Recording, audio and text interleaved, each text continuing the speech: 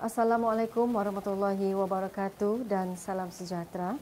Alhamdulillah dan bersyukur kita kehadrat Ilahi kerana diberikan kesempatan bertemu lagi dalam rancangan Bual Bicara bersama tetamu khas pada kali ini. Para penonton yang dikasihi, beliau sebenarnya tidak asing lagi dalam arus pembangunan dan perkembangan lagu-lagu nasyid berunsur dakwah Islam di negeri Sabah. Yang menariknya, lagu-lagu ciptaan beliau ialah bukan sahaja diangkat di peringkat negeri dan kebangsaan, tetapi juga meraih pengiktirafan di peringkat antarabangsa.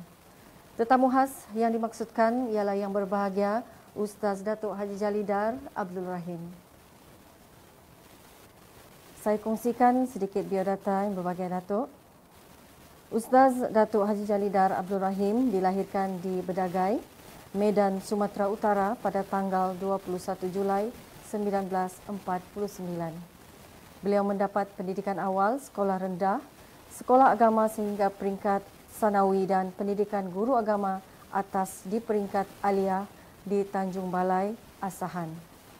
Selepas itu, beliau melanjutkan pengajian di Fakultas Tarbiyah di Universiti Islam Sumatera Utara sehingga lulus sarjana muda pada tahun 1973. Setahun kemudian, beliau berhijrah ke Sabah pada tahun 1974 dan berkhidmat di beberapa buah sekolah agama sebelum dilantik sebagai penyelia dakwah di Majlis Ugama Islam Sabah. Di samping tugasnya sebagai guru agama, Datuk Haji Jalidar merupakan seorang tokoh yang bergiat aktif dalam penciptaan lagu-lagu nasyid yang bercirikan dakwah Islam. Hasil lagu-lagu nasyid ciptaannya telah mengangkat nama Sabah ke persada kebangsaan dan antarabangsa. Datuk Haji Jalidar telah membimbing pelbagai kumpulan nasyid di negeri Sabah dan mencipta hampir 300 lirik lagu-lagu nasyid. Bermula dengan kejayaan kumpulan Nur Il Kawakib yang menjadi johan pertandingan nasyid peringkat kebangsaan pada 1979, beliau juga diberi amanah untuk membimbing kumpulan orkestra dakwah Nur El Sabah yang telah berjaya mewakili Asia Tenggara ke Festival Islam di Berlin, Jerman. Selain itu, Datuk Haji Jalidar juga antara hakim yang pernah menjadi hakim pertandingan nasyid di peringkat kebangsaan dan rantau ASEAN. Selain pejuang dan tokoh nasyid, Datuk Haji Jalidar juga merupakan seorang pemuisi yang tidak asing lagi di Sabah semenjak 38 tahun yang lalu. Antara hasil karyanya adalah Membekasi Jejak Rasul Junjungan yang dibaca semasa perhimpunan sambutan Maulidur Rasul peringkat negeri Sabah di Padang Bandaran Merdeka, Kota Kinabalu pada tahun 1997 dan Tanah Kerinduan, iaitu sebuah kumpulan puisi yang diantologikan oleh Dewan Bahasa dan Pustaka Cawangan Sabah. Puisi-puisi Tanah Kerinduan telah dimuat dalam majalah Dewan Sastra, Dewan Bahasa dan Pustaka, Akhbar Daily Express, Sabah Times, Sinar Usia, Berita Harian, kumpulan-kumpulan antologi penyair Sabah. Antara jasanya terhadap pembangunan dan juga perkembangan dakwah dan syiar Islam di Sabah, di samping mengangkat seni dan lagu nasyid sebagai medium dakwah, Ustaz Datuk Haji Jalidar Abdul Rahim telah diberi penghormatan untuk menerima anugerah Al-Farabi Kerajaan Negeri Sabah. Yang pertama pada tahun 2001 dan kemudian dianugerahi Tokoh Persuratan dan Kesenian Islam Nusantara sempena Mahrajan Persuratan dan Kesenian Islam Nusantara di Sabah pada tahun 2013 dan menerima anugerah darjah kebesaran kedua tertinggi negeri Sabah, iaitu Panglima Gemilang Darjah Kinabalu PGDK yang membawa gelaran Datuk pada 8 November 2017. Demikianlah secara ringkas biodata yang berbahagia Ustaz Datuk Haji Jalidar Abdul Rahim. Saya dan ramai di luar sana mengenal Datuk yang terlibat secara langsung dalam lagu-lagu nasyid bercirikan Islam. Bolehkah pengalaman dan keterlibatan Datuk dikongsi bersama? Assalamualaikum warahmatullahi wabarakatuh. Alhamdulillah, pada kali ini apa yang saudari tanyakan kepada saya berkenaan dengan keterlibatan saya secara langsung dalam lagu-lagu nasyid yang bercirikan Islam ini, tentang pengalaman dan keterlibatan saya selama ini. Alhamdulillah, keterlibatan saya dalam bidang seni suara Islam ini atau seni nasyid, qasidah, sudah bermula sejak saya kecil lagi. Masa saya sekolah darjah 4, di kampung saya ada grup-grup bernasyid, berkompang, ya. Jadi kebetulan kegiatan ini selalu dibuat di rumah kami. Jadi walaupun saya anak-anak, tapi kena telinga saya ini dari kecil sudah dibiasakan dengan mendengar halwa-halwa lagu-lagu Arab, lagu-lagu nasyid, qasidah. Maka sampai membesar pun sudah menjadi kebiasaan dan akhirnya saya terlibat secara langsung. Dalam usia yang muda, alhamdulillah saya sudah boleh memainkan beberapa alat-alat musik. Di antaranya saya boleh bermain gambus, oud, dan juga saya boleh bermain violin, dan juga boleh sedikit-sedikit mengenal asas-asas alat musik yang lainnya, gendang, akordeon, bass, gitar dan sebagainya itu. Itu persiapan saya dalam peringkat awal membangun diri. Dan keduanya, bagaimana kita keterlibatan saya ini, terutamanya juga saya setelah dewasa sedikit saya belajar mendalami akan ilmu tentang seni qasidah, seni nasyid, ya. Makam-makam secara lahjah Arabinya tu kita tak mesti mengenal makam-makam ras misalnya. Apa itu ras, apa itu nahwan, apa itu hijaz misal kata. Jadi artinya berguru ni saya sejak remaja lagi. Pada masa sanawiyah, ya, lebih kurang umur 15 tahun begitu saya sudah mendalami dengan berguru dengan beberapa orang guru-guru saya yang sampailah saya sekarang ini. Dulu saya pernah berguru dengan guru saya yang pertama, namanya Dr. Randus Haji Hashim Parmas, almarhum, ya, sudah meninggal, salah seorang tokoh musik Islam di Indonesia. Dan keduanya saya sudah pernah belajar juga mendalami ilmu nasyid dan yang berkaitan dengan qasidah, tarannum, lagu-lagu ini dengan Profesor Haji Ahmad Baki, ya. Kalau pernah dengar, dia seorang pemimpin El Suraya di Medan, pernah datang ke Sabah masa zaman tahun 70-an, dijemput oleh kerajaan pada masa itu dengan lagu-lagunya terkenal, misalnya Selimut Putih, ya, Panggilan Jihad dan sebagainya. Nah, guru saya selanjutnya juga, ya, ada namanya juga Mahidin Syafi'i, ya. Saya berguru. Dan yang terakhir setelah di Sabah ini, saya selalu ulang-alik menemui Tan Sri Datuk Haji Hasan Azhari. Semua orang tak tahu tuh. Kalau tokoh Qori, tokoh Quran, ya, yang setiap tahun dia menjadi hakim antara bangsa dan kebangsaan. Dan dia juga menjadi hakim nasyid.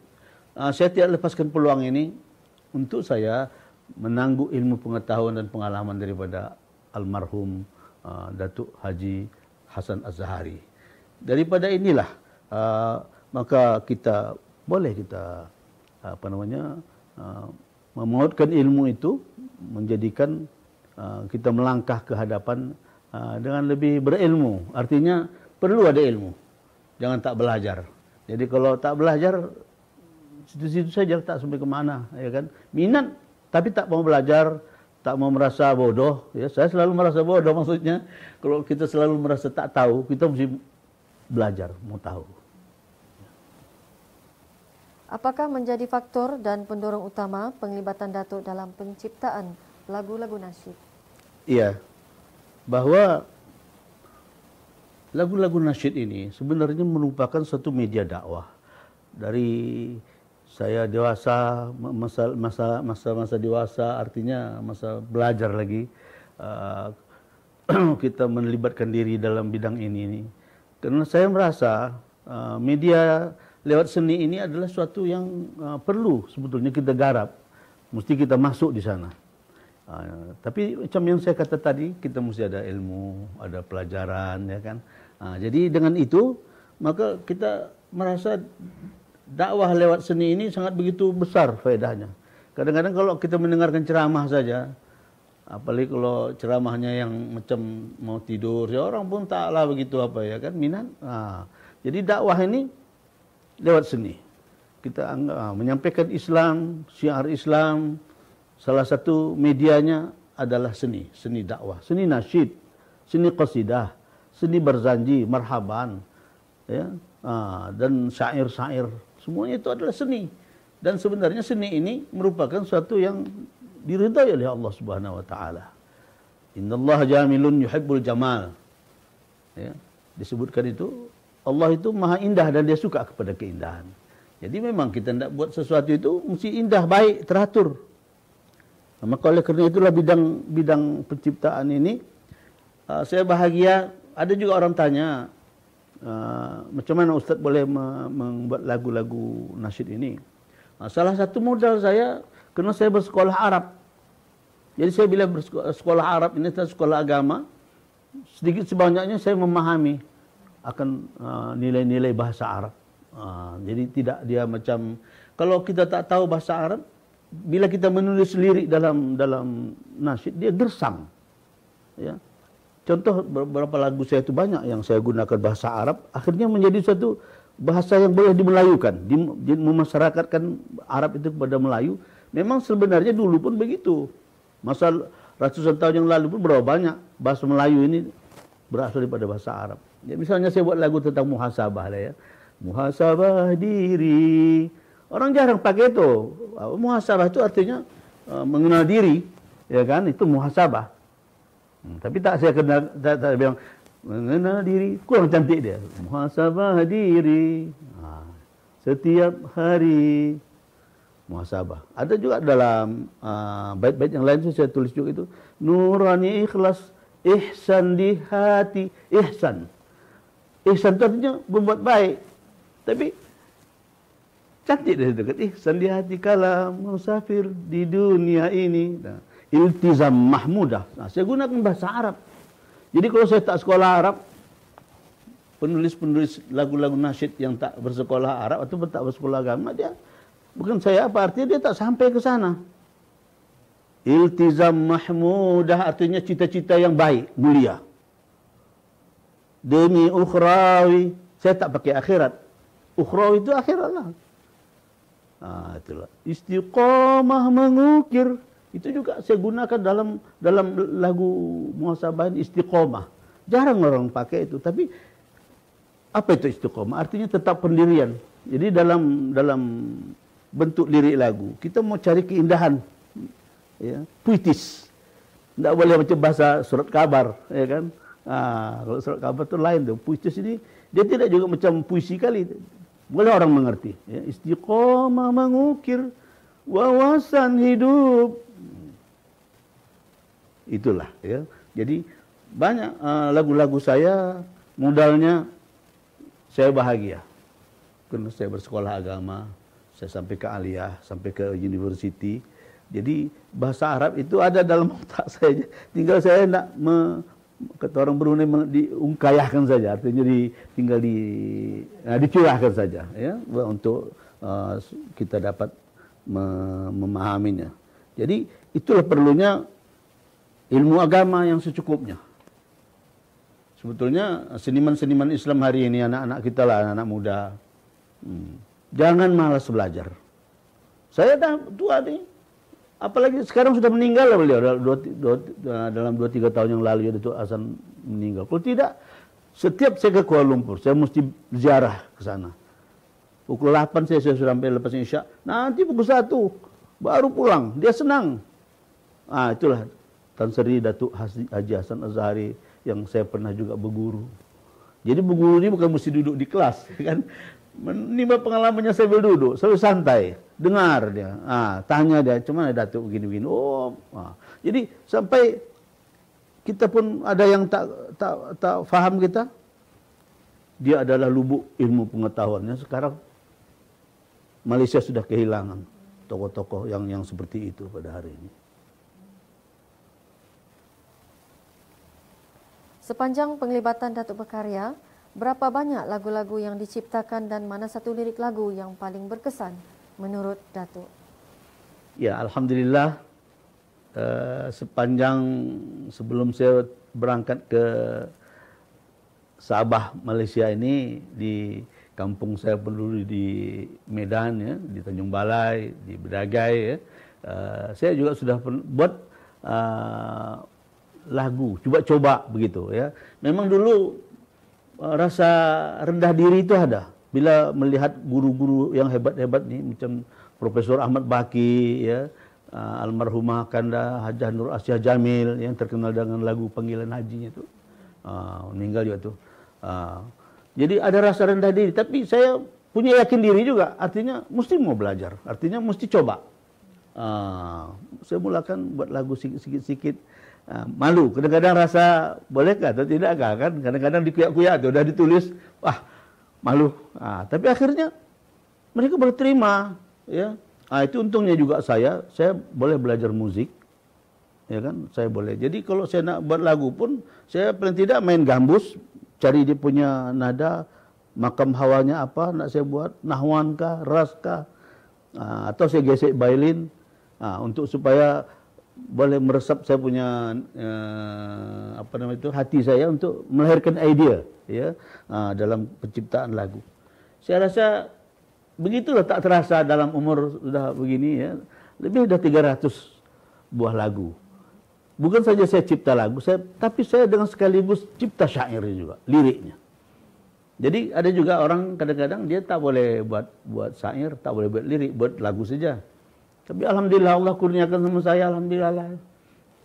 Saya boleh, ya, boleh buat cipta ataupun gubah lah. Saya tak bilang cipta lah, mengubah lagu, dan juga saya boleh menulis lirik lagu. Bahkan lagu-lagu yang saya tulis itu liriknya pernah jadi lirik yang terbaik di tingkat kebangsaan, Bukan sekali, beberapa kali lagu-lagu saya terpilih sebagai lagu yang terbaik, ya. Bagi saya bayaran itu tidak begitu penting, tapi penghargaan dan penilaian daripada kerajaan, daripada pihak-pihak yang berkenaan, ya, bahwa penglibatan saya dalam penciptaan lagu ini mudah-mudahan memang boleh dirasakan, ya, menjadi ikutan, panutan. Bahkan kadang-kadang cara saya buat lagu itu, anak-anak kita, ada adik kita generasi muda beberapa tahun yang lalu berkelompok, mereka buat lagu juga. Buat pertandingan ini dulu kan buat setiap grup buat lagu masing-masing, ya kan. Jadi melahirkan pengkarya. Tapi model lagu itu memang tak tumpah. Orang jadikan saya itu menjadi satu idola dia. Tukar tempo. Misalnya kalau lagu saya suka tukar tempo, dan saya tak suka berulang-ulang. Kalau dulu lagu-lagu zaman dulu, lagu-lagu nasyid, qasidah, kadang-kadang berulang-ulang itu juga. Jadi orang, kita tahu kalau itu juga diulang, pertama buang masa, orang pun jemu. Jadi saya kalau cipta lagu, dia tak berulang. Dia terus macam penceritaan, bertukar hawa, bertukar tempo. Jadi bertukar langgam, bertukar tempo ini akhirnya menjadi satu ikutan, ya, satu idola ada orang. Bila mereka buat lagu pun tukar-tukar tempo juga.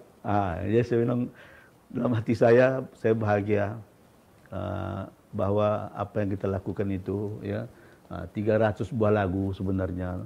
Mungkin lebih, mungkin kurang lah. Saya pun tak pernah. Karena dulu penglibatan saya buat album, ya, banyak kali di album di Indonesia, di sini, ya. RTM itu saya ingat beratus. Tiap dulu rancangan dari Sabah ini dihormati, diminta. Setiap sambutan Ma'al Hijrah misal kata, ada rancangan. Setiap Hari Raya Kurban, ada rancangan dari Sabah. Setiap Maulidur Rasul, ada. Setiap Hari Raya. Jadi saya selalu dipanggil untuk buat lagu. Kau buat lagu. Dulu saya ingatlah Haji Ali Ngasio, masih saya ingat lagi nama, masih hidup sekarang. Pernah jadi pengarah, ya. Aziza Haji Tam, banyaklah orang sana dulu. Dia panggil saya, ya Ustaz, tolong buatkan lagu dalam 10 lagu, kah begitu? 8 lagu. Saya mau dalam masa 2 minggu. Dulu masa muda ni, alhamdulillah. Dia tuh ilham tuh macam air mengalir aja kan, buat lagu. Kalau buat satu lagu aja bukan senang sebenarnya. Buat syairnya lagi, liriknya lagi, ya kan? Bahkan kadang-kadang sinopsis daripada penerbitan itu pun saya tolong buatkan. Pengarah-pengarah penerbit-penerbit ini, mereka ini tak begitu paham tentang agama. Dia tanya saya, jadi saya buatkan puisinya sedikit. Saya ingatlah dulu, ada satu pemuisi kita dulu di RTM, dah meninggal dia, saya lupa namanya, suaminya dulu di JKM ini. Bagus dia baca puisi saya itu. Jadi kadang-kadang kalau orang baca puisi kita dengar, dia baik membacakannya, itulah suatu bayaran yang termahal bagi kita mendengar karya kita itu dibacakan orang dengan baik begitu, ya kan? Jadi 300 lagu itu sebetulnya tidak banyak. Kalau Pak Ahmad Baki itu saya ingat mungkin 1000, ya. Kak Syah Jamil lebih daripada 600 lagu yang dia cipta, ya. Itu suatu legasi kita dan itu sepatutnya mesti diteruskan oleh anak-anak generasi kita pada hari ini. Karena macam kami ini rasanya kalau ikut umur udah tak lama lagi, ya kan? Tak lama lagi. Jadi kita mesti ada berkarya. Kalau tidak nanti itu saja yang dia orang putar-putar. Dulu saya ingat begitulah. Kalau di Indonesia pun mereka begitu menghargai saya sampai hari ini. Dia bilang, Bapak, dia kata, saya panggil istilah Bapak mesti berkarya. Di Medan pun sekarang sudah banyak meninggal tokoh-tokoh yang pencipta-pencipta nih. Pemuzik banyak, pemain musik banyak, penyanyi banyak, tapi tidak menciptakan musik, menciptakan lagu. Itu satu hal yang bukan senang. Belajarlah, sebagaimana saya katakan tadi. Pada Datuk, sejak kehadiran Datuk ke Sabah seawal tahun 1974, bagaimana Datuk mengangkat lagu-lagu nasyid sebagai alat atau media penyebaran dan perkembangan Islam di Sabah? Saya mula dulu bertugas di Sekolah Agama Islam Kampung Buang Sayang, Papar. Ya. Jadi kalau Bekurapak Brunei ini, alhamdulillah lah. Ya. Karena saya tinggal di lingkungan orang-orang Brunei. Bahkan orang Papar menganggap saya ini adalah anak Papar. Ya. Jadi dari sana bermula, karena minat saya itu anak-anak sekolah SUA ini saya bimbing, ya. Termasuklah itu ada Ustadz Haji Malay Ali itu, Ustadz Malay Ali sekarang penceramah juga itu. Itu ahli nasyid saya yang pertama itu. Tapi yang baiknya pula, mereka ini bukan saja saya bimbing di sekolah saya, boleh berrekaman di RTM, begitu, ya. Dulu kita RTM Sabah ini dulu ada namanya TV3 kah dulu, ya, hitam putih, dia punya hitam putih. Jadi anak-anak sekolah agama ini saya dedahkan. Jadi lalu banyak yang menyokong di sana, sehingga dari situ bermula bila saya dibuka sekolah menengah Islam Papar, saya dipindahkan pula ke sekolah menengah. Disitulah bermula juga saya membimbing anak-anak kita di sana, termasuklah almarhumah Hajah Kunah Kadis, ya, baru meninggal 2 tahun yang lalu, ya. Dari sanalah bermula saya tubuhkan Nur Al-Kawakib tahun 1976, ya. Tapi sebelum itu masa yang sama dalam tahun 75 begitu lebih kurang, usia juga, sinar usia ada dulu saya tubuhkan di sana namanya grup kumpulan Orkes Gambus Sinar Usia. Masa itu Tun Mustafa sebagai yang dipertua usia, dan saya ingat lagi masa itu Setiausaha Agungnya Tan Sri Datuk Haji Abdul Hamid Egu, ya. Saya ingat itu bagaimana dia suruh saya beli alat musik pergi ke Kuala Lumpur. Saya bertolak ke Kuala Lumpur dengan almarhum Ustadz Haji Parmin Sahlan. Dia juga akhirnya dia yang menjadi pemimpin di sana setelah saya tinggalkan usia karena saya dipapar. Tapi sejarahnya usia pernah memiliki satu kumpulan yang terbaik juga. Setelah itu bagaimana saya membimbing Nur Al-Kawakib, ceritanya, ya, alhamdulillah lah, sebagaimana semua orang tahu di Sabah ini, bahkan gemanya, gaungnya bukan saja di Sabah, bahkan di Malaysia, ya. Kita wujudkan nasyid dengan lagu-lagunya yang di Semenanjung saja pun mereka merasa asing, Bang. Ya. Alhamdulillah lah. Jadi artinya cara style lagu kita tuh, ya kan, susah orang mau mematahkan dari Sabah. Susah. Bahkan setelah Nur Al-Kawakib, Nur Al-Sabah, beberapa kumpulan-kumpulan yang saya bimbing ya, dari Sempurna ada, saya bimbing daerah, bagian menang, negeri menang, hantar ke Kuala Lumpur menang. Tawau, ada juga kumpulan dulu yang masa Datuk Haji Salsido jadi presiden di sana, saya bimbing. Itu Tawau 2 kali menang. Alhamdulillah. Jadi saya buat ke lagunya, saya buat ke musiknya, potensi penyanyinya kita gilap, ya kan? Nah, saya ini seni ini, Puan ya.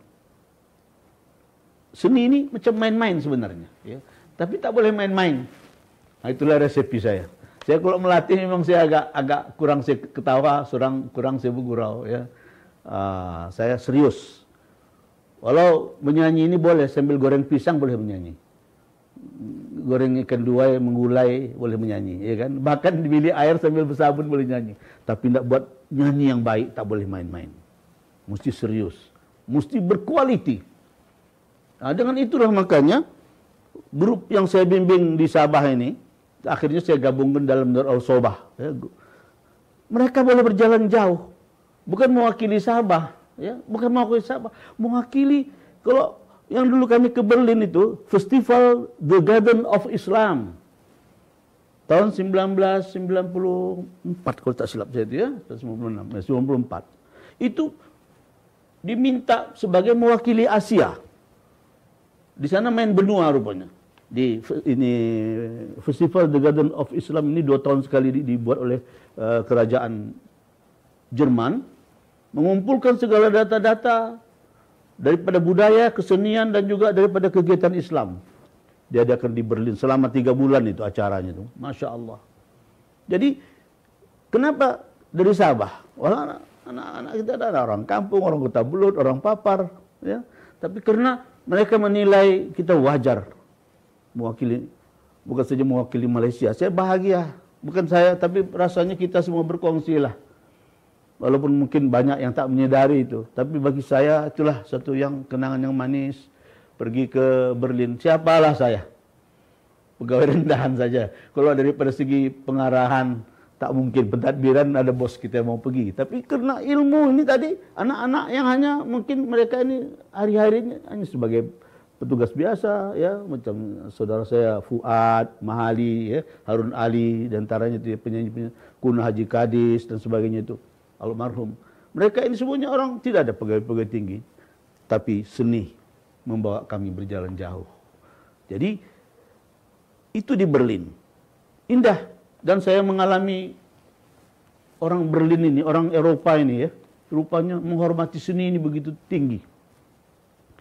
Tinggi.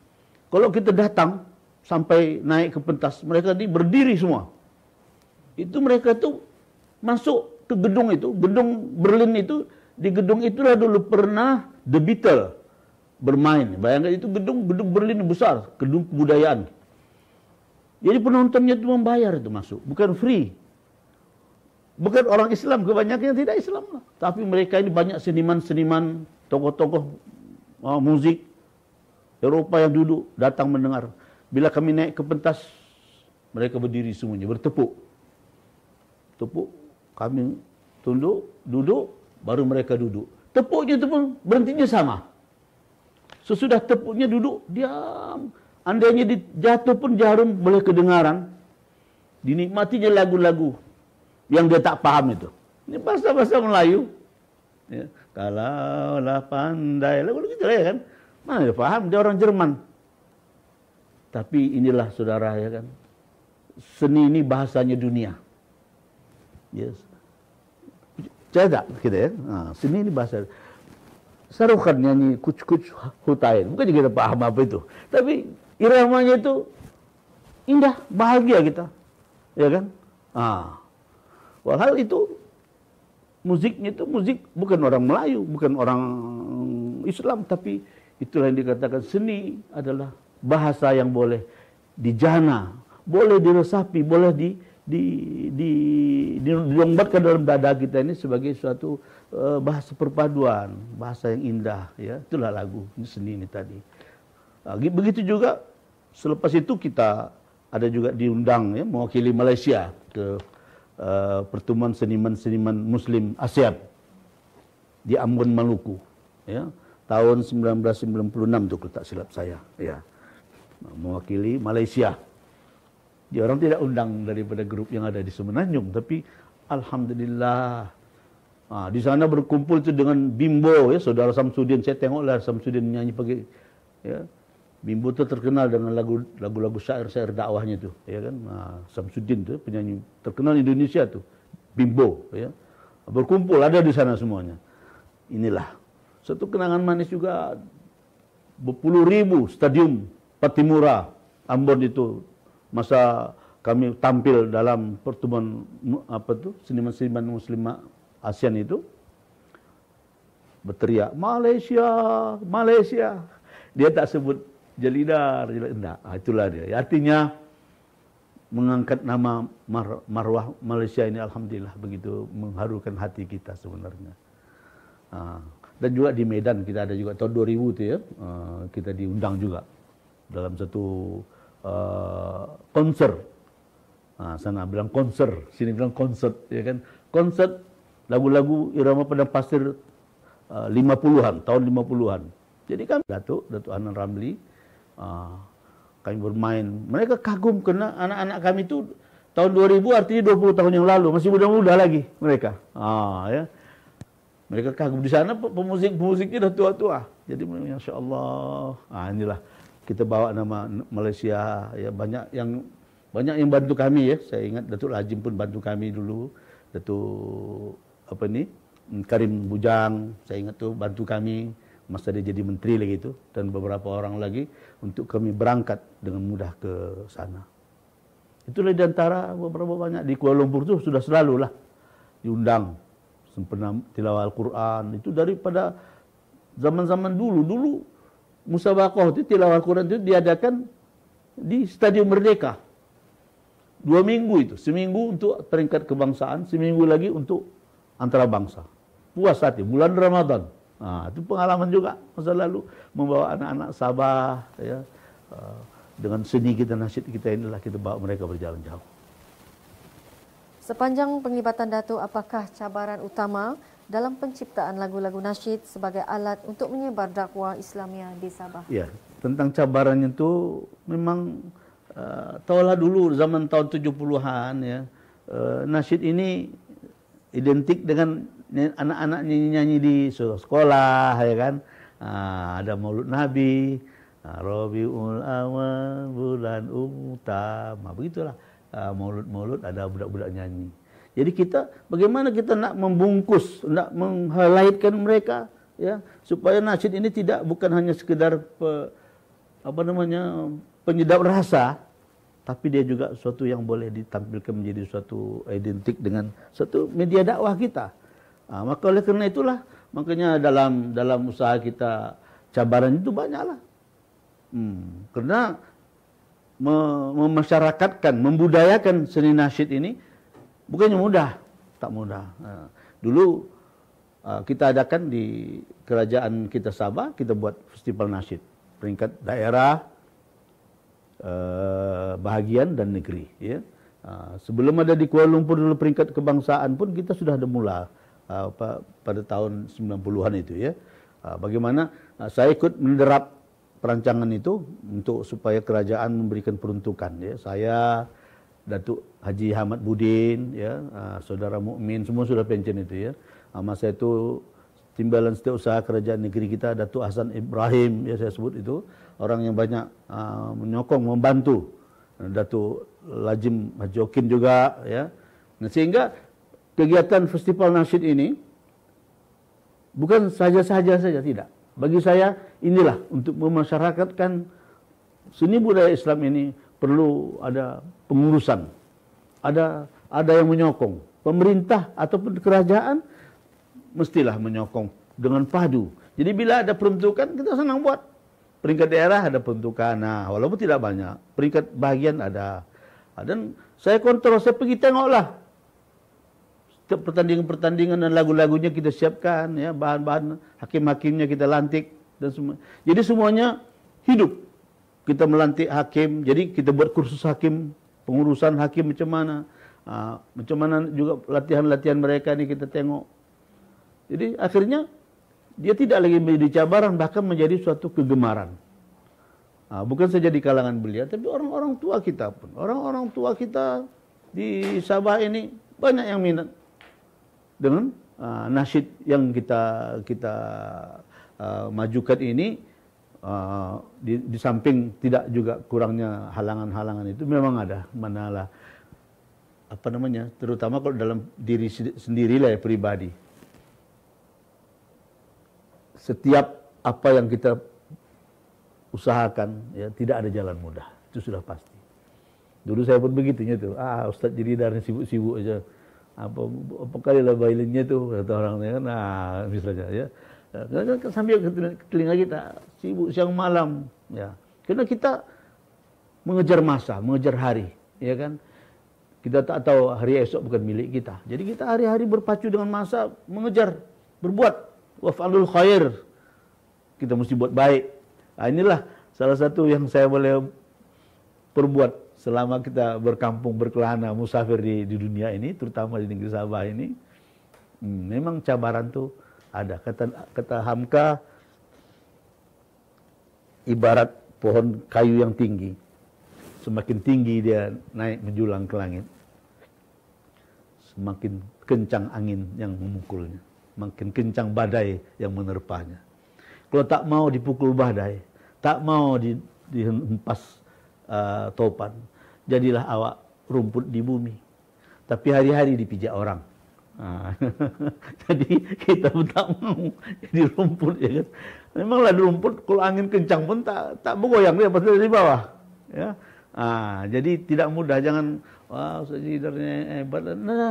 Banyak rintangan, banyak halangan. Karena bukan saya buat lagu, buat melatih. Kalau nak berangkat mencari dana lagi, menyiapkan pakaian lagi, dipikirkan itu. Tidak ada artinya kita ini makan terhidang di Sabah ini, tidak ada. Tak ada. Mesti kuat, mesti ada keikhlasan, mesti ada perjuangan, pengorbanan. Mendidik orang, melatih orang, melatih musik. Bukan senang melatih musik sampai boleh suaranya harmoni, kalau tidak, violin di mana, gambusnya mana, drumnya mana, ya kan. Tapi kita latih, kita gigih. Bila dia bermain dengan satu buah lagu, Masya Allah, indah. Itulah kepuasan kita. Dan musik itu kualitas mereka inilah yang dulunya ada cabaran, yang dulu orang tak kenal ini musik Islam nih, dia tak tahu main lagu-lagu Arab nih. Sampai hari ini papar melupakan lombong padinya ataupun lombong asal usul orang-orang yang banyak memahami dan mendalami musik Arabi ini. Bahkan kalau saya tak ada pun satu hari, banyak sudah pewaris-pewaris saya di Sabah ini yang boleh mewarisi buat lagu, buat musik, main musik dan sebagainya. Pada pemerhatian dan penelitian Datuk, sejauh manakah penerimaan rakyat Sabah, khususnya generasi muda terhadap lagu-lagu nasyid dalam membantu perkembangan syiar Islam di Sabah? Tanggapan dan pemerhatian daripada masyarakat Islam kita, terutama di kalangan generasi muda, ya, generasi Islam kita, yang banyak pengalaman-pengalaman saya yang dengan nasyid ini banyak merubah identiti kita juga kadang-kadang, ya. Dulu penyanyi-penyanyi nasyid saya dulu, terutama dulu grup daripada yang saya bimbing di Jabatan Ketua Menteri ini, ya. Dulu masa Tan Sri Hamid Ego jadi Setiausaha Agung, Setiausaha Kerjaan Negeri, kita ada nasyid JKM, Jabatan Gabungan, anak-anak belia-belia yang bertugas di JKM ini ada diantar. Banyaklah diantara sekarang ini yang ada istri jadi orang-orang besar, yang macam si Roy, ya, istrinya itu pernah jadi Presiden Majelis Bandaran Keke, ya, Rohaya, istrinya ini yang Datu Nurdin sekarang ini juga itu murid saya, pernah bernasyid, ya. Jadi si diantara Sofia, ya, Sofia, banyak nama-nama itu. Dulu kalau mereka ini berlatih, minta maaf lah, zaman dulu lah, ya kan. Artinya mereka ini berlatih seadanya. Ada yang dulu belum lagi musim ini bertudung-tudung nih, ya kan. Saya biarkan tak apa-apa. Tapi dengan mereka ikut bernasyid, berlatih, masa yang berlalu, akhirnya hari ini tak payah kita tegur. Kau kenapa pakaian begitu? Ini bernasyid. Saya tak pernah. Saya biarkan. Saya tak pernah tegur. Saya biarkan saja. Bahkan mereka itulah usaha-usaha sambutan dakwah kita ini, sehingga bayangkan kalau di seluruh daerah di Sabah mereka bertanding, di peringkat daerah mereka bertanding. Artinya generasi-generasi muda sejak awal lagi mereka sudah mesti bertudung kalau nak bertanding. Ya. Walaupun pada mulanya mungkin terpaksa, tapi nanti lama-lama bila dia dengar lagunya, lagu tentang sembahyang, ya kan? Tak akan pula disuruhnya orang sembahyang, dia tak sembahyang, ya kan? Ingatlah wahai umat Islam, sembahyang itu tanda beriman. Dia nyanyikan itu. Jadi kalau dinyanyikannya itu ingatkan orang sembahyang, dia tak sembahyang. Artinya itu macam lilin. Jadi tak payah kita nak kasih tahu dia. Dengan sendirinya. Dia pertama, oh ya betul. Aku cakapkan yang baik. Aku sendiri tak berbuat baik, macam mana? Ya kan? Itulah kesan sehingga masyarakat Islam di Sabah hari ini. Bukan saja masyarakat Islam saya rasa yang gemar dengan nasyid ini. Bahkan masyarakat negeri Sabah suka. Ya, kalau festival itu tidak saja orang Islam datang. Ya, dulu Datuk Perin Ketingan, dia datang. Orang bukan Islam banyak datang. Duduk, dengar, nikmati. Karena sebagaimana saya kata tadi, seni ini bahasanya dunia. Bukan bahasa orang Islam saja. Boleh dijana, boleh dihayati oleh semua bangsa. Apakah pencapaian utama sepanjang berkarya menerusi lagu-lagu nasyid dakwah ini? Pencapaian saya dalam berkarya ini, saya bahagia grup-grup yang saya bimbing, lagu-lagu yang mereka nyanyikan selama ini, ya kan, bukan saja digemari tapi mendapat suatu pengiktirafan, ya. Berapa kali lah Sabah ini sudah menjadi johan, bukan saja johan negeri, johan kebangsaan. Jadi alhamdulillah itu sebagaimana saya sebut, saya pernah membimbing di paparnya sudahlah, di KK, gabungan-gabungan Pantai Barat Selatan tuh. Di Tawau, johan kebangsaan. Sempurna, pernah johan kebangsaan, ya. Membakut, pernah johan kebangsaan, ya.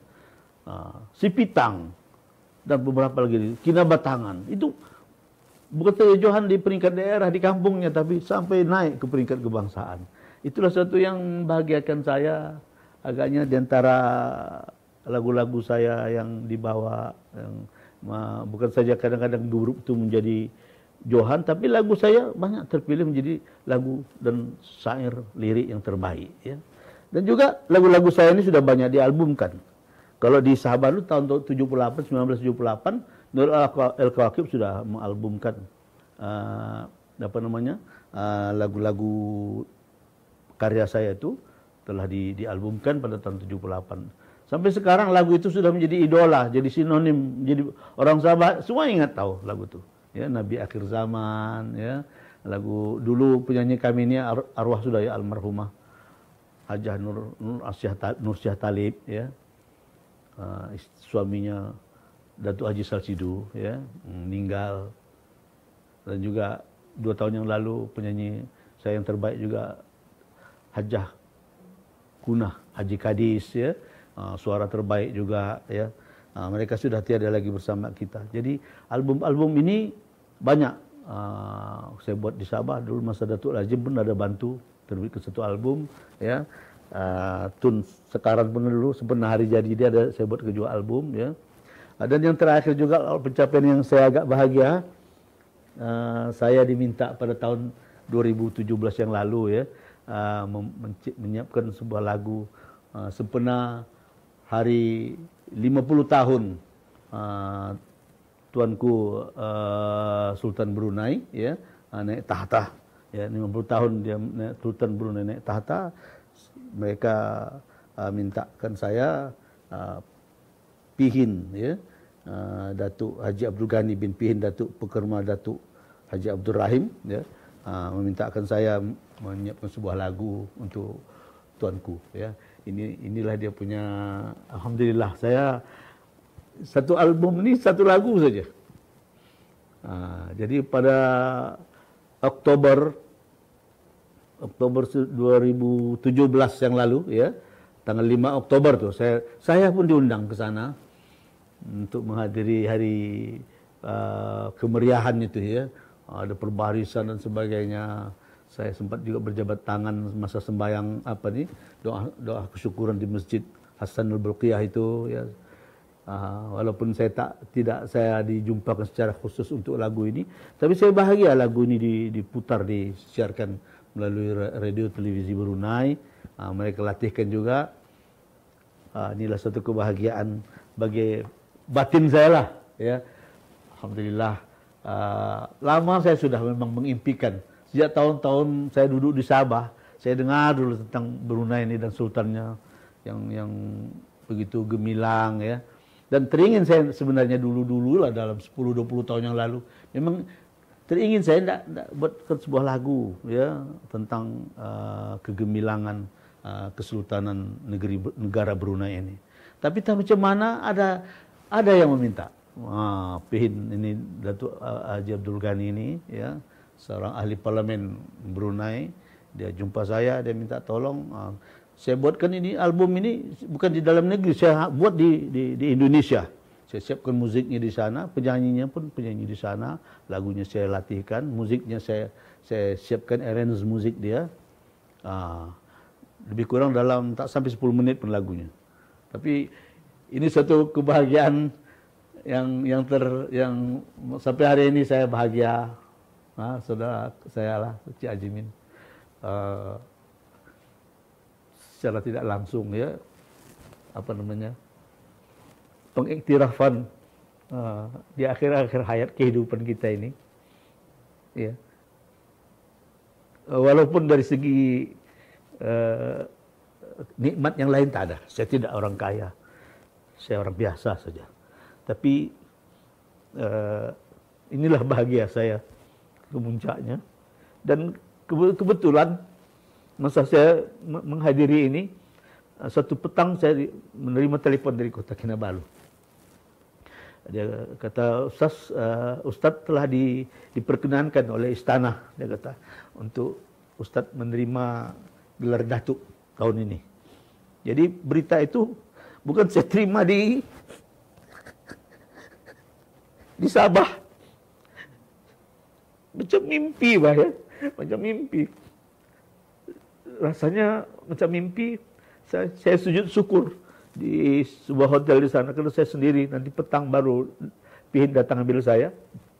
Masya Allah, ya Allah, ya Tuhan.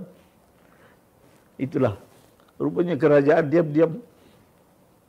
Saya tak pernah mimpi ya. Saya tak pernah minta. Walaupun banyak orang cakap, patutnya Ustaz nih, patutnya Ustaz nih sudah patut katanya. Tapi bagi saya, tambah saya, ya Allah, janganlah saya mengharap. Biarlah mereka, kalau mereka memang rasa yang layak, tak kemana apa itu. Alhamdulillah. Di Brunei saya terima, dan 8 November 2017 saya ke istana menerima anugerah Datuk daripada Tuan Yang Terutama Tun Johar. Sambil saya berjabat tangan di Rontania. Mana violin? Dia tanya lagi saya, mana violin? Ada. Sekali-sekali datanglah ke istana. Dia kata, iya. Karena Tuan Yang Terutama kita ini minat musik, saya tahu. Tapi Alhamdulillah sampai hari ini saya tak juga pernah datang. Alhamdulillah, syukurlah kerajaan negeri menerima saya. Kalaupun suatu kenangan yang manis, pencapaian yang saya rasa itu mungkin pencapaian saya. Di samping saya berdakwah, saya berceramah, saya menyebarkan dakwah Islam juga ya. Sebagaimana dalam rekaman yang lalu banyak saya menjadikan kegiatan-kegiatan Islam ini, pengislaman ini ya. Tapi seni ini kadang-kadang orang akhirnya banyak mengenal saya bukan karena dakwah saya dalam berdakwah, tapi dalam bernasyid. Jadi sinonim Ustaz Haji Jalidar. Itu yang orang nasyid. Jadi itu lebih populernya di sana. Alhamdulillah lah, Allah bagi maziah ya, kelebihan kepada kita ini kadang-kadang begitulah.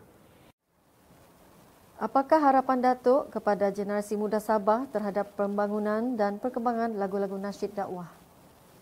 Saya rasa harapan ini memang, walaupun saya sudah tua, saya mau legasi kegiatan-kegiatan seni budaya Islam ini biarlah selamanya akan mekar ya, berkembang subur di tanah Sabah ini. Kalau saya boleh lihat alami ya, perkembangan nasyid kita di Sabah ini bukan main-main sebenarnya. Ya, di Semenanjung pun tidak semeriah kita di Sabah sebenarnya. Ya. Mereka tak ada buat pertandingan sampai daerah-daerah, tak ada. Mereka ini pilih saja antar terus ke kebangsaan. Saya bukan untuk riak-riak hanya untuk itu, tapi bagaimana kita mau membudayakan seni nasyid ini menjadi suatu budaya generasi muda kita. Itu makanya kita buat daripada kampung, daerah, bahagian, negeri. Johan negeri, bismillah. Memang kalau sudah ditahfiz, itu makanya saya rasa kenapa Sabah sukar ditumbangkan. Karena penahfisannya ini daripada peringkat kampung lah gitu. Ya, kalau jadi papar ada Kampung Buang Sayang, Surati, Takis, misalnya kata ya, Kelanahan itu Benuni, banyak, semua ada grup itu. Bertanding dulu di peringkat daerah. Jadi di peringkat daerah saja pun sudah meriah tuh penahfisannya, ya kan? Jadi itulah kadang-kadang terpikir saya betul lah. Apa namanya? Bermulanya nasyid bangunnya nih bukan di Malaysia, bukan di Semenanjung sebenarnya. Saya berani mengatakan kita lah di Sabah lah yang gaungnya itu, gemanya itu akhirnya pihak Jabatan Kemajuan Islam Malaysia JAKIM mengadakan festival nasyid peringkat kebangsaan. Tapi dari segi idea kita dulu 4-5 tahun kita dulu membuat festival sampai peringkat negeri sajalah. Pasal dulu kebangsaan tak ada zaman setelah dulu tahun 78 RTM yang mengadakan festival. Dan itu terhenti, RTM tak ada buat lagi. Akhirnya kita buat di sini.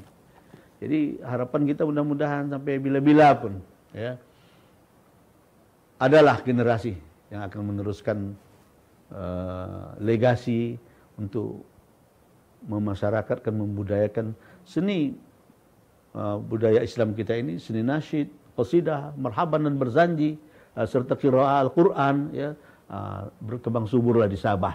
Dan kalau saya berharap sebenarnya kita di Sabah ini, saya baru beberapa hari yang lalu ini kebetulan saya dipanggil oleh seorang menteri, tak usah sebut nama lah. Nah saya telah bertukar pikiran, mencadangkan, saya kata perlu kita buat satu pusat pembangunan seni budaya Islam negeri Sabah. Jadi dengan adanya pusat pembangunan seni budaya Islam Sabah ini, dia menjadi suatu kilang, ya, pusat untuk membangun seni nasyid, seni qasidah, seni berzanji, seni kompang, ya, seni syair, seni qiraah Al-Quran, seni lukis, seni ya bina yang kepada Islam ini. Jadi menteri itu dah nampak dia bersetuju.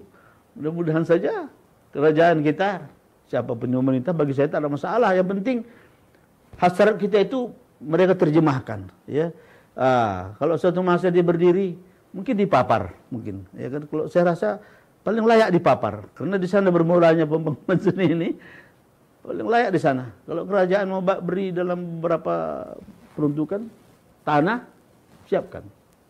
Kalau orang yang tidak duduk di sana banyak nanti, ini setelah pensiun, ini saudara kita untuk dokumentasi, nah, ya kan.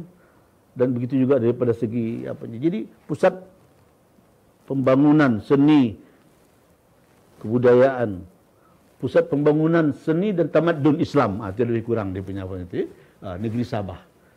Ini hari ini menjadi suatu perbincangan saya dengan beliau itu.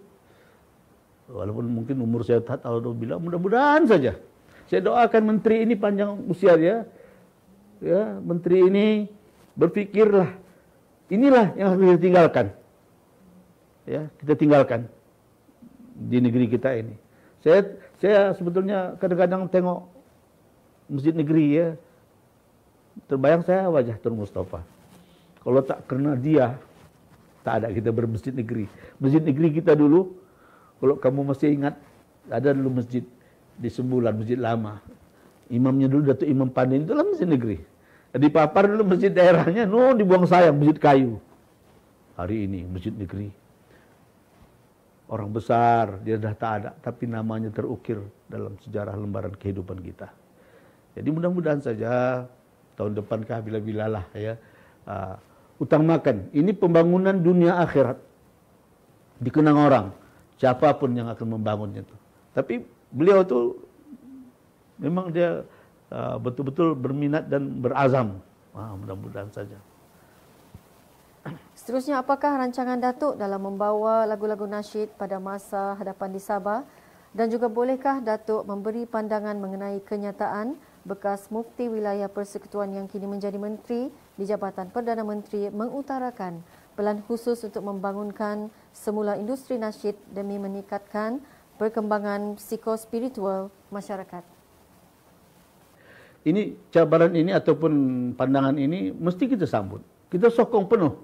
Saya sebagai memang peminat dan pemaju nasyid di Sabah ini, sepatutnya dari sejak dulu jangan ada terhenti.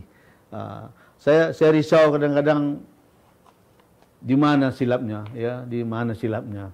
Kalau dikatakan peruntukan, saya sedihlah kalau untuk peruntukan Islam patutnya jangan ada hadnya sepatutnya. Apalagi industri nasyid ini sekarang ini kalau boleh kita katakan hampir lumpuh. Di Kuala Lumpur pun hampir tak ada lagi. Di mana itu Raihan, Brothers, ya, Hijaz, tak ada lagi. Karena mereka bila tak ada lagi pemasaran dan sebagainya, maka lumpuh. Kecuali kerajaan dengan inilah media JAKIM kita ini. JAKIM sebagai Jabatan Kemajuan Islam Malaysia yang menaungi semua jabatan yang ada, jabatan Islam di negara Malaysia ini. Sudah bagus sekali ini. Menteri Agama kita ini, dia sudah membuka ruang.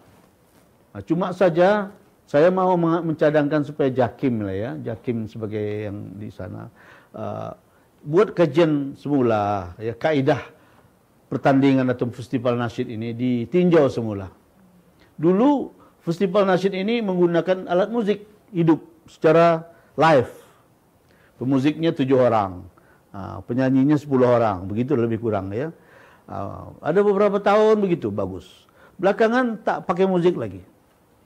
Jadi bila Kuala Lumpur membilang tak pakai musik, bagi saya itu dia membunuh seniman-seniman pemuzik generasi muda kita yang pandai main musik. Bila tak ada lagi musik, mereka berhenti, gambus gantung, violin gantung. Semua musik-musik karena pakai -1 saja cukup. Jadi saya tak maulah begitu. Artinya tinjau balik kaidah itu. Jangan ambil jalan senang.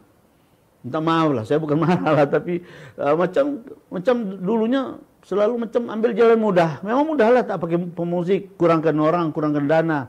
Kalau ada ramai orang, nanti penerbangan berapa, makan berapa, hotel berapa. Tapi untuk yang lain kita sanggup mengeluarkan dana peruntukan. Tapi bagi saya itulah pembunuhan kepada seniman-seniman Islam. Kenapa? Mungkin di JAKIM pun tidak banyak yang memahami ini tentang soal seni nasyid ini. Mereka ini pentadbiran saja. Jadi yang ditanya saya pun tak tahu. Dulu 2 lagu bawa. Setiap ahli, setiap grup 2 lagu. Akhirnya dikurangkan 1 lagu.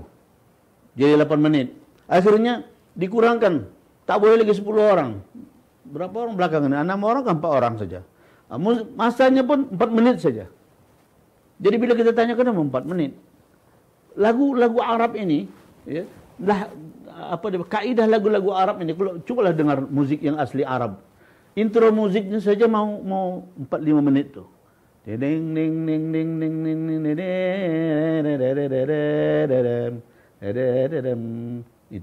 Qasidahnya saja pun mau 3 menit.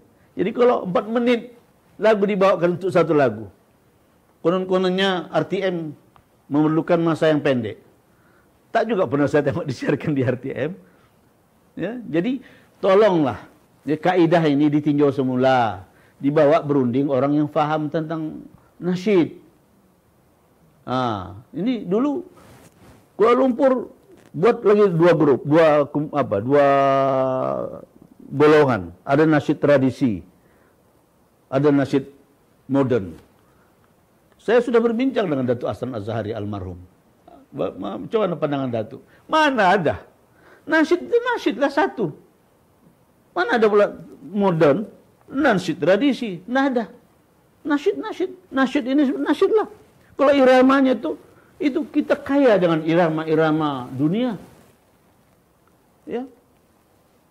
Tidak mesti yang ini sampai kadang-kadang kalau dibuat itu, saya diam sajalah, saya tengoklah. Saya tanya nanti jabatan kuasa lagu-lagu yang diantar. Mereka pun tak tahu. Ya, ini kamu ni kategori apa nih sekarang? Modern kah atau tradisi? Oh, ini ada qasidahnya, modern lah. Tradisi lah. Senang saja. Jadi bukan berdasarkan ilmu, tapi berdasarkan rasa. Tak boleh. Kalau bagi saya nasyid itu nasyid lah. Tak perlulah ada nasyid tradisi, nasyid modern. Tak perlu. Kaya bah. Irama Islam ini kaya. Yang macam lagu-lagu Mars itu berapa banyak. Kalam suci menyentuh kalbu berjuang. Itu apa itu? Nasyid modern kah? Allahu Akbar, Allahu Akbar. Rentaknya rentak perjuangan. Ya nasyid juga. Tidak dikatakan dia pula yang bukan nasyid. Ya. Jadi itulah tolong saya merayulah kepada Datuk Ketua kita Menteri Agama kita, tolong tengok-tengoklah JAKIM supaya kaidah ini ditinjau semula, beri masa ruang. Kalau boleh pemuzik ini timbulkan balik musik. Jadi dengan sendirinya anak-anak kita yang main-main gitar di jalan-jalan tuh kita Islamkan mereka dengan cara ini. Jadi begitulah saya rasa yang boleh saya dukunglah ya Datuk Menteri kita, alhamdulillah ya, mudah-mudahan saja dalam masa tahun depan misalnya sehabis COVID-19 ini boleh kita majukan, bangunkan kembali nasyid, bukan saja di Sabah tapi di negara kita Malaysia. Terima kasih. Demikianlah yang berbahagia Ustaz Datuk Haji Jalidar Abdul Rahim yang telah banyak berkongsi pengalaman dengan kita bagaimana penglibatan beliau dalam seni nasyid dan menjadikan lagu-lagu nasyid sebagai sebahagian medium atau penyebaran dakwah dan syiar Islam di Sabah. Semoga usaha murni Datuk dan rakan-rakan Datuk mendapat ganjaran daripada Allah Subhanahu Wa Taala. Amin ya rabbal alamin. Untuk mengakhiri program kita pada hari ini, kita minta Datuk untuk menyumbangkan lagu sebagai santapan rohani. Dan bersua lagi kita di lain rancangan. Sekian.